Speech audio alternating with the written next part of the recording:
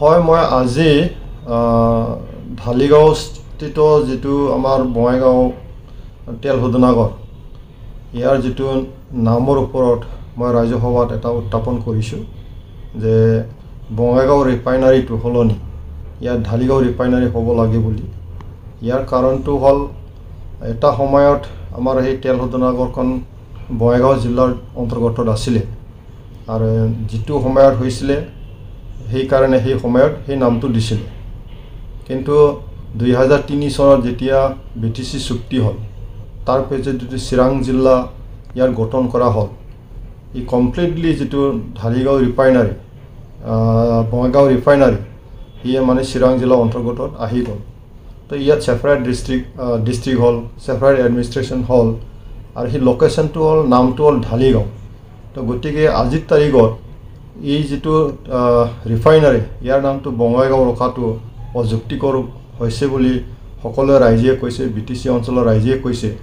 গতিকে এই যুক্তিটো দৰ্শাই মই ৰাজ্যসভাত আজি 0 আৱাৰ মই উত্থাপন কৰিছোঁ যাতে সোনকালে মিনিষ্ট্ৰীয়ে যে ইয়াৰ যেটো বঙাইগাঁও নামটো সলনি ইয়াৰ যেটো ঢালিগাঁৱত ইয়াত অৱস্থিত হয় ঢালিগাঁও ৰিফাইনাৰী কৰিব লাগে বুলি মই কৈছোঁ। BGRটো DGR হ'ব লাগে বুলি মই দাবী উত্থাপন কৰিছোঁ।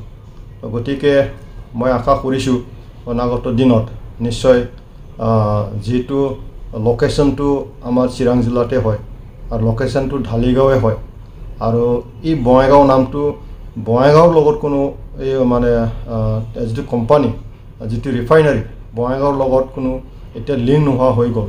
গতিকে সকলো ৰাইজৰ স্বাৰ্থত অঞ্চলৰ সকলো ৰাইজৰ যেটো বিচাৰিছে সেইটো লক্ষ্য ৰাখি পেলাই মই চৰকাৰক অনুৰোধ কৰিছোঁ যাতে নামটো সলনি বঙাইগাঁৱৰ পৰিৱৰ্তে ঢালিগাঁও ৰিফাইনাৰী ৰাখিব লাগে বুলি মই দাবী উত্থাপন কৰিছোঁ। IOCL Bongaigaon Refinery.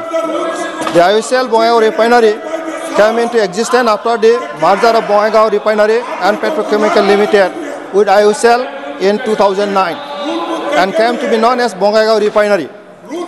As a BRPL, it was established as a public sector limited company in 1972 and commissioned in 1974 with its headquarters in Dhaligaon, which is under the Bongaigaon district.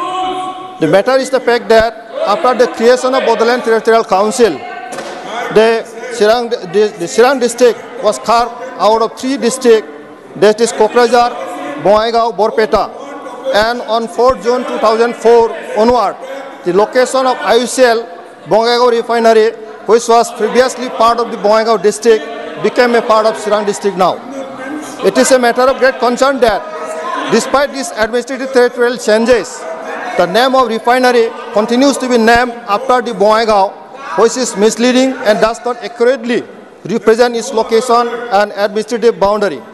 Respecting emotional attachment of the people of the region with the industry and to avoid any confusion regarding the plant, location and name, it is now urgent necessary to change the name of the industry. I therefore request the Minister of Petroleum and Natural Gas through your honor to address this issue and make it convenient to rename the Bongaigaon Refinery BGR as Dhaligaon Refinery DGR in the name of venue of the industry, reflecting its correct geographical location and administrative convenience. Once again, requesting Honorable Minister to take necessary steps to rename BGR as DGR. I conclude my word. Thank you, sir. धन्यवाद।